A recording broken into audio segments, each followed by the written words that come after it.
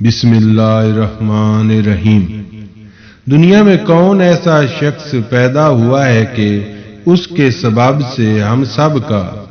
آسمان پر جانا موقوف ہے تاکہ ہم سب اس کا تدراک بخوبی کر سکیں۔ پھر تمام جن تہامہ کی طرف چلے، جب مقام نخلا میں پہنچے تو وہاں آن حضرت کی زبان مبارک سے کلام الہی کو سنا تو پھر کہنے لگے کہ ہم سب کے آسمان پر نہ جانے کا سبب یہی ہے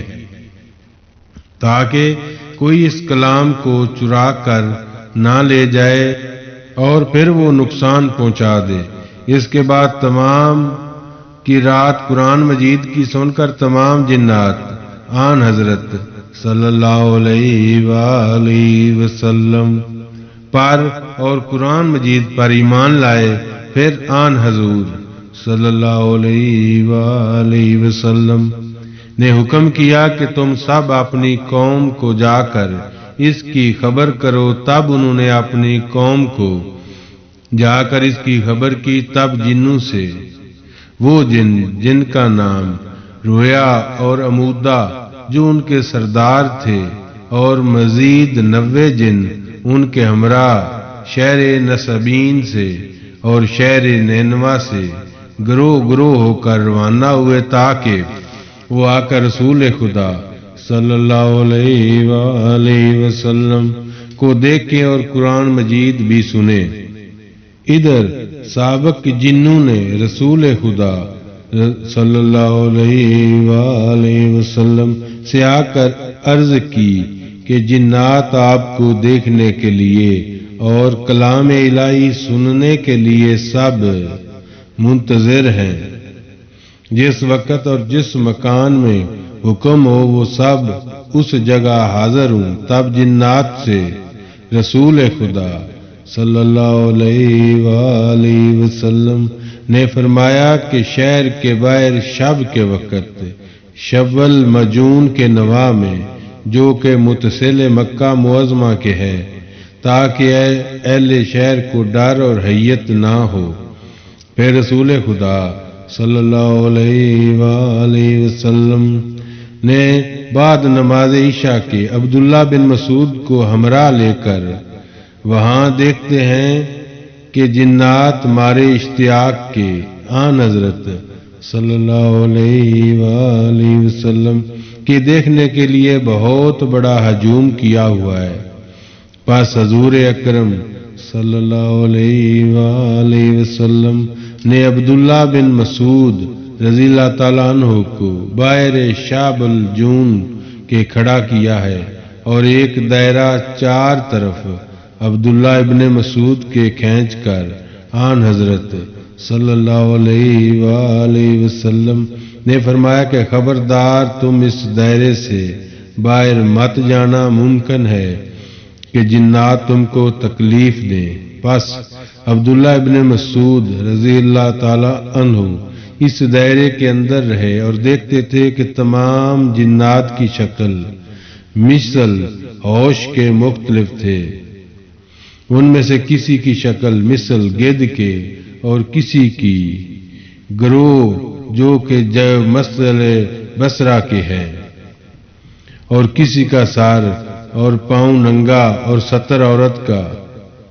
اور ایک کپڑے سے چھپا ہوا ہے، اور کسی کے بدن کا سیاہ رنگ ہے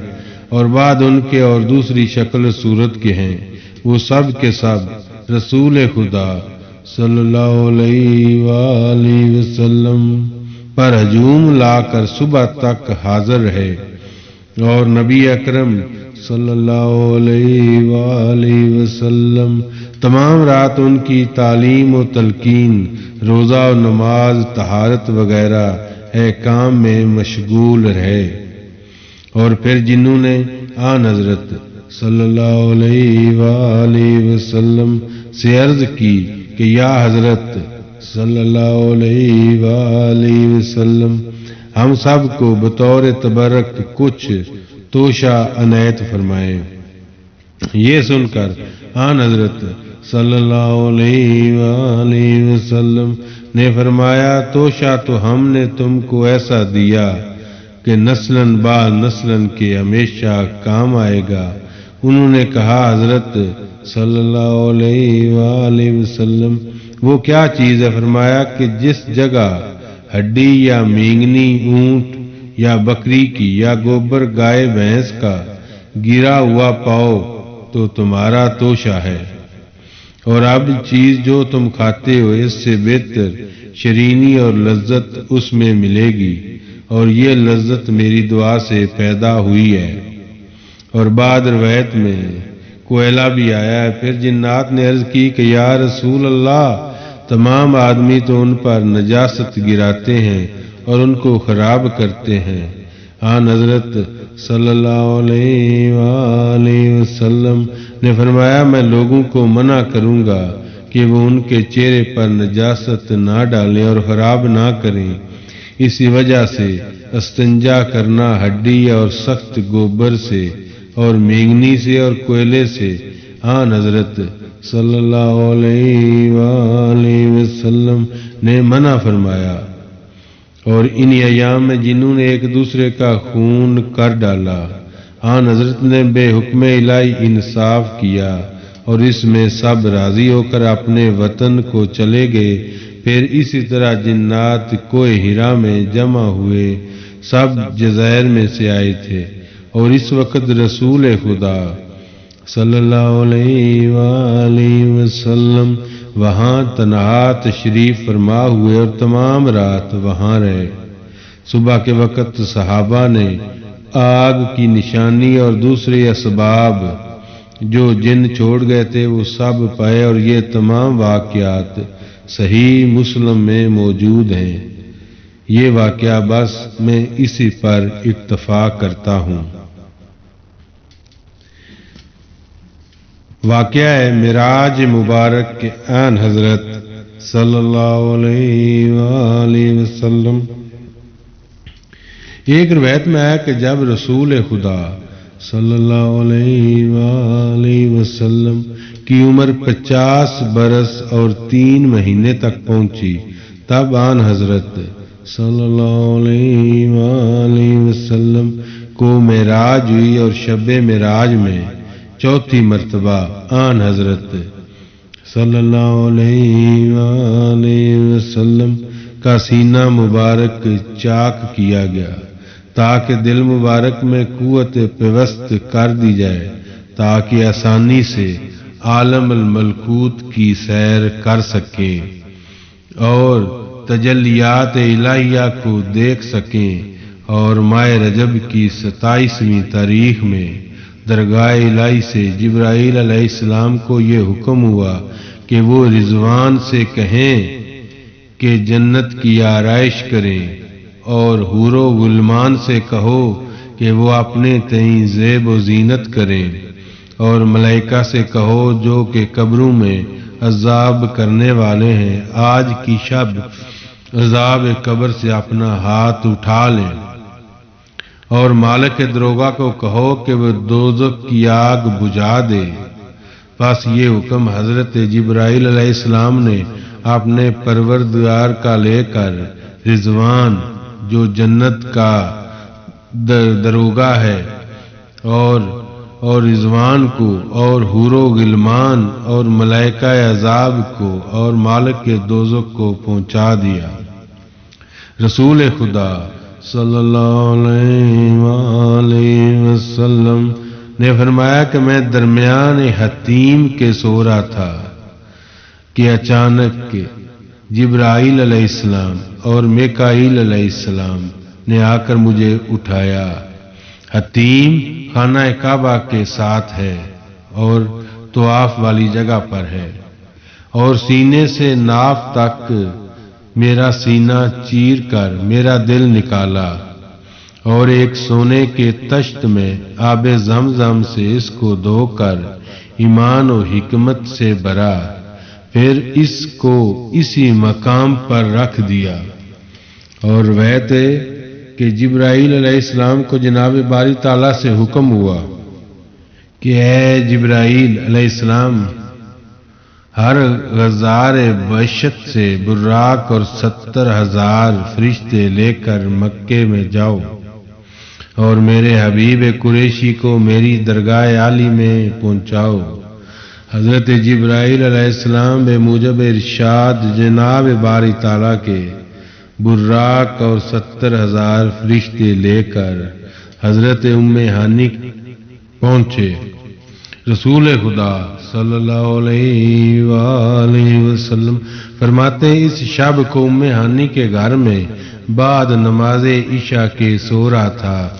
کہ جبرائیل علیہ السلام نے آ کر مجھ کو نیند سے اٹھایا اور وہ کہتے تھے کہ اے حبیب اٹھو، آج شب آپ کی معراج ہے۔ ان کو اٹھانے سے میں اپنی نیند سے بیدار ہوا تو وہ مجھ کو آب زمزم کے کنویں کے پاس لے گئے، آب زمزم سے وضو کرایا اور 2 رکعت نماز پڑھوا کر مسجد کے دروازے پر لائے تو وہاں میں نے ایک براق کھڑا ہوا دیکھا، ایسا وہ گدھے سے بڑا اور کھچر سے چھوٹا، اور منہ اس کا مانند آدمی کے تھا اور سر اس کے مانند گھوڑے کے اور پاؤں اس کے مانند شتر کے اور سینے اس کا مانند شیر کے اور دونوں پر اس کے مانند پروں کے تھے، اور زین اور لگام اس کی یاقوت سے مرصع جڑاؤ تھی۔ پس سوار ہونے میں نے ذرا تعامل کیا، بس اسی وقت حکم الہی پہنچا ہے جبرائیل علیہ السلام میرے حبیب سے پوچھو کہ توقف کرنے کا سبب ہے۔ تب رسول خدا صلی اللہ علیہ وآلہ وسلم نے فرمایا اے جبرائیل علیہ السلام آج کو اللہ تعالیٰ نے اس نعمت عظمیٰ سے سرفراز فرمایا اور میری سواری کو براق بھیجا، لیکن میں اس اندیشے میں ہوں کہ قیامت کے دن میری امت کے لوگ بھوکے پیاسے گناہوں کے بوجھ گردن پر رکھے ہوئے قبروں سے باہر نکلیں گے، اور 50,000 برس کی راہ قیامت کے دن آگے رکھی ہے اور 30,000 برس کی راہ پل صراط کی دوزخ پر رکھی ہے۔ وہ کیوں کر طے کر کے منزل مقصود تک پہنچیں گے؟ جناب باری تعالیٰ سے حکم ہوا کہ اے حبیب میرے کچھ غم نہ کیجیے،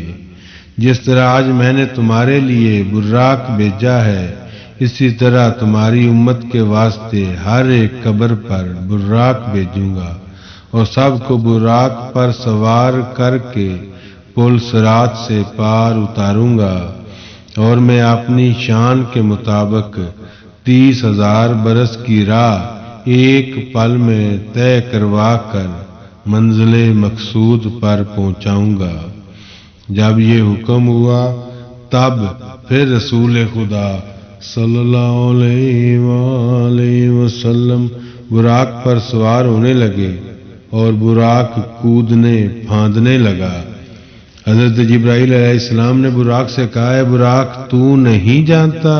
کہ یہ پیغمبر آخر الزمان ہے؟ یہ سن کر براق نے کہا اللہ تعالیٰ نے بہت براق میرے سوا پیدا کیے ہیں اور وہ سب داغ محمدی رکھتے ہیں،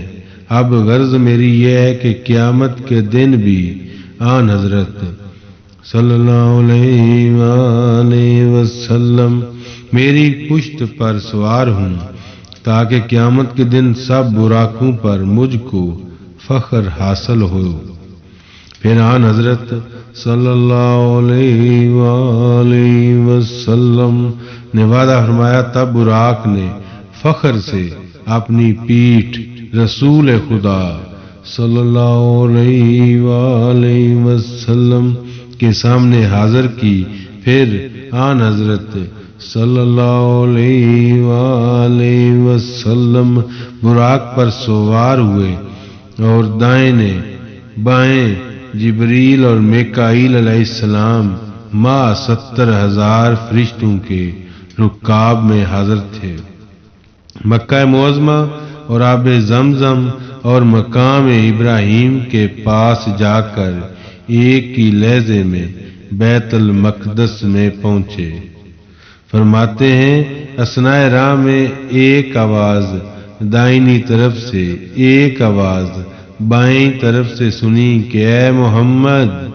صلی اللہ علیہ وآلہ وسلم کھڑے رہو، تم سے کچھ سوال کروں گا۔ میں نے اس آواز کا کچھ خیال نہ کیا اور وہاں سے آگے بڑھا، پھر دیکھا ایک بڑھیا کو اپنے تئیں زیورات اور لباس سے آراستہ کر کے خوبصورت بن کر میرے سامنے آ کھڑی ہوئی اور کہنے لگی اے محمد صلی اللہ علیہ وآلہ وسلم میری طرف دیکھو۔ سو میں نے اس کی طرف نہیں دیکھا اور آگے بڑھا، اور جبرائیل علیہ السلام سے میں نے پوچھا کہ وہ آواز دائنی اور بائیں کیسی آواز تھی اور بڑھیا سنگار کیے کون تھی؟ جبرائیل علیہ السلام نے کہا آواز دائنی طرف یہودیوں کی تھی، اگر آپ جواب دیتے تو سب آپ کی امت یہودی ہو جاتی، اور جو آواز بائیں طرف تھی وہ نصرانیوں کی آواز تھی، اگر آپ جواب دیتے تو سب آپ کی امت نصرانی ہو جاتی، اور وہ بڑھیا سنگار والی دنیا تھی، اگر آپ اس کی طرف دیکھتے تو سب امت آپ کی غلبہ دنیا میں ہلاک ہو جاتی۔ اس کے بعد 3 پیالے لائے گئے، ایک پیالہ شہد کا، دوسرا شراب کا، تیسرا دودھ سے بھرا ہوا تھا۔ یہ تینوں پیالے میرے سامنے لائے گئے، میں نے دودھ والے پیالے کو اٹھایا اور اس کا سارا دودھ پی گیا اور باقی کی طرف کچھ خیال نہ کیا۔ یہ دیکھ کر